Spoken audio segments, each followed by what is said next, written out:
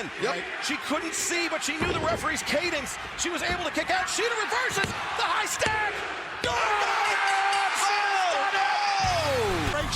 Of AEW.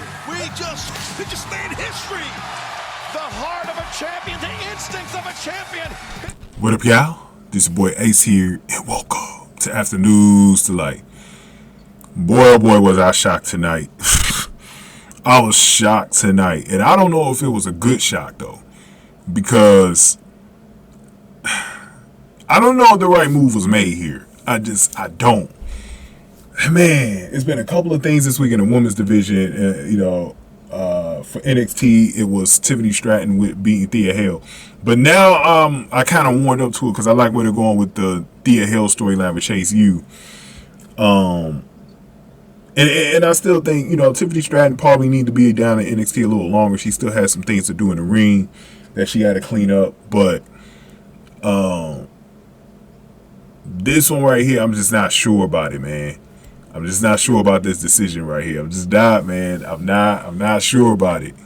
I'm not sure about it. But let's get into how the match went first, and I'll give you my thoughts on it, man. So this was the main event as well. Toni Storm had her girls, the usual Saraya and Ruby Soho. So coming back out of commercial break, Storm and Shida traded strikes. Shida dropped to one knee. Storm went for a running kick that Shida avoided. Shida caught her with a knee and then executed a Falcon Arrow for a near fall. Saraya grabbed the kendo stick that Shida brought to the ring with her and slid it into the ring. Referee Paul Turner stood and watched the champion and challenger fight over it. And even though the broadcast team was surprised that he didn't intervene, Shida got the stick and knocked Soho off the apron with it. Storm grabbed the spray paint and used it on Shida, while the referee cleared the kendo stick from the ring. And we thought that this was going to be it because even the announcers, the way they announced it, when Storm hit her Storm Zero, we thought that was how she was going to retain and cover Shida for a near fall. And I knew at that point in time, I had a weird feeling the whole night that we could be getting a title change. Because I was like, they put it in the main event. It's the 200th episode. They've even tried to tell the story how, Hikaru Shida trying to get the title back and all that. I'm like, uh-oh.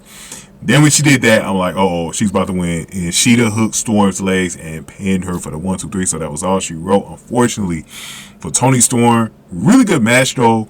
They won it in over 13 minutes. Hikaru Shida is your new AEW Women's Champion in 13 minutes and 15 seconds. And Toni Storm, huge loss here, man. Let's go over the poll before I get into my thoughts on this, man. I'm probably going to do this on 2 videos, and I'm going to talk about the match and what I thought of it, and then we'll talk about some future stuff. I'm going to do a video about Toni Storm and what I expect from her in the future in the next video, because I don't want to put it all in one video. But yeah, I was asking you guys who you guys thought was going to win. Looks like a lot of you guys voted kind of late because Hikaru Shida caught up. Usually Toni Storm always blows out who's ever in the poll, but I know Hikaru Shida has her fans too, so I expect there may be like a 70 to 30% type poll. So we got a 56 to 44% type poll right now. And like I said, because lately I've been putting in my polls kind of late because of time constraints. But Toni Storm did get the win. 268 votes, 17 likes. Y'all can keep voting in the poll if y'all want to, man. Let's talk about this, man. So I don't know if I like this decision. I don't like this decision for 2 different reasons. It's rushed. I feel like Toni Storm should be a powerful champion. Okay, I felt like they could have built that a little longer because she's in a dominant group right now. I didn't think you needed to do this. This kind of reminded me of when Ruby Soho lost to Willow Nightingale. Like, it just didn't make any sense to me. And this is why you get a sign like AEW needs to book their women's division better. There's still the clear. I think they've improved a lot this year, like I was saying in the video last week. But they're still the weakest of all the women's division. Like, WWE has improved quite a bit with the Raw women's division this year since the draft. And then we know NXT has a really good women's division, so deep right now. They're kind of almost neck and neck with Impact. Like, Impact Knockouts division is still the best to me overall. But this is crazy right here, man. This is absolutely nuts. With Toni Storm, I think she should have been champion a little bit longer. I didn't have a problem with Hikaru Shida getting it. I like the fact that she's a 2-time champion and she got the belt. And she was such a good champion during the pandemic, and I thought it was a good thing that she got it.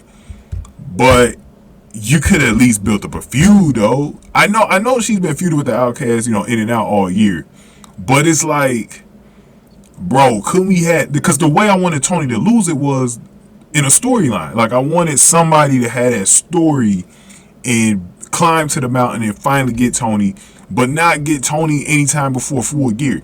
Like, Toni shouldn't have been losing this belt before Full Gear to me. If there's a chance for them to give it back to Toni Storm real soon, use the Outcast, maybe put a new member in the Outcast, I think they need to do it. We'll talk more about that in the next video, but I'm happy for Hikaru Shida. The fans are happy. It was a pretty good moment for the 200 episode, by the way. I like how the confetti went off and all that. But I'm just a little bit confused why she had to drop the title here to Hikaru Shida. Like, why here? But it was a good main event, though. I'm glad the girls delivered. That's the main thing that's important here is the girls delivered in the main event. And we got a hell of a match. But Toni Storm is going to get a rematch. Should be curious to see if Tony Khan gives her the title back. Now, she'll be a 2-time champion as well if she gets it back. So let's see what they do. Maybe there's a reason for this. We'll see what the layers are with this. The whole thing for me is it would have been more bittersweet for Hikaru Shida if she would have had a storyline built up around it where the fans could have got invested in Hikaru Shida getting the belt again. I thought they dropped the ball with that. But going ahead and give me your thoughts on this, man. Definitely I want to hear from y'all in the comment section about this, what y'all thought of it.